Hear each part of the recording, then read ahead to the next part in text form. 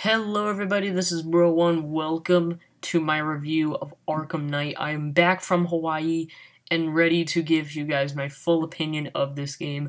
Let me start off this review by saying I effing love this game. It's the best of the Batman series, and the Batman games are probably some of my favorite games out there right now. So this tops them all, so it's probably on its way to becoming like one of my favorite games ever. And I know I say that about a lot of games with, like, my friends and stuff, but this one really is true to it this time. I'm trying to look at more negative points of this game, and I did find one for this game, even though I think it's, like, a really cool game.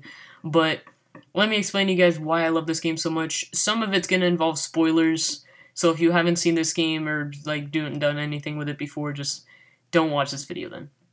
So basically, the story of this game, or the main plot, is that Batman, or Gotham, was taken over by Scarecrow because he scared everyone off by showing them an example of his new fear toxin, and it does actually look pretty terrifying, but the reason, well, now Batman is trying to, like, take out Scarecrow and finish him off, and, like, not in that way I meant, but, so then, at the same time, Scarecrow is working with this new villain named the Arkham Knight, which is a problem I did find with this game, and I'll explain it to you guys later.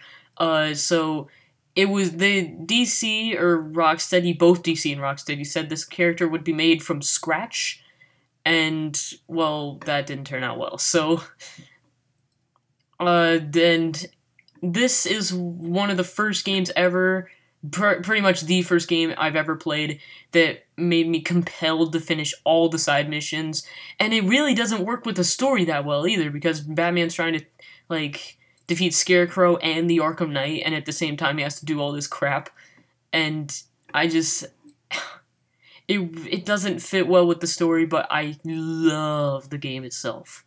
It is fan-frickin-tastic. There's so much to do in this game. The world is huge. Like, it literally feels like I'm flying through an actual city. Oh my god, like, I love it so much, guys. So far, like, well, so let me explain one of my favorite parts of this game, which is the combat system. There's 3 different modes of combat. There's regular combat, there's stealth, predator, mission combat, and then there's the new feature, the Batmobile combat. So, all of, pretty much the regular combat and predator combat hasn't changed a bit, except for the fact that there are environmental takedowns now, which are arguably the coolest thing about those combats. And the Batmobile combat is really cool. The Batmobile, I'd say, would be better if it had, like, a lot more, or if the Batmobile was easier to control. With the combat mode is really easy to control, so much better to control than, like, driving the Batmobile itself. But the problem with that is the combat mode, in order to switch to combat mode, you have to hold down the left trigger, and then, but normally when you're driving a car in a game, left trigger is used to back up, and and with this one it's not, so it's pretty hard to like adjust to it, because reversing in this, and with the Batmobile, is you have to press square, but like accelerating it is like R2, so it's really confusing.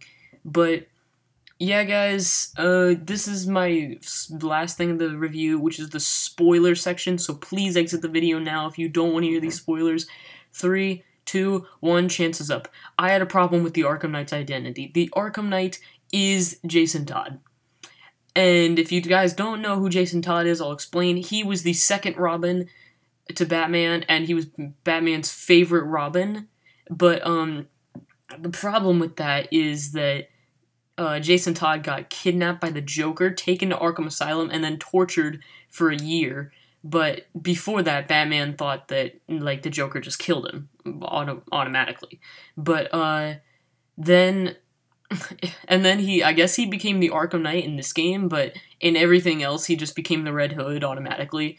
But and now he's the Red Hood, or he's the Arkham Knight in this game, and I guess he became the Red Hood later, afterwards. But my problem with that is, one, DC and Rocksteady said it was a character created straight from scratch, but taking an old character and putting a new mask on them is not making them new. That's just about as new and original as Nightwing was when they put a mask on him after calling him the old Robin. So, and my second problem with that is that Jason Todd was never mentioned throughout the entire Arkham series, not once. And all of a sudden they just bring him up in this game. And then when it talks about Jason Todd in this game, it's really easy to figure out that, like, he's the Arkham Knight. Because, like, automatically you're just like, that's him. That's who he is.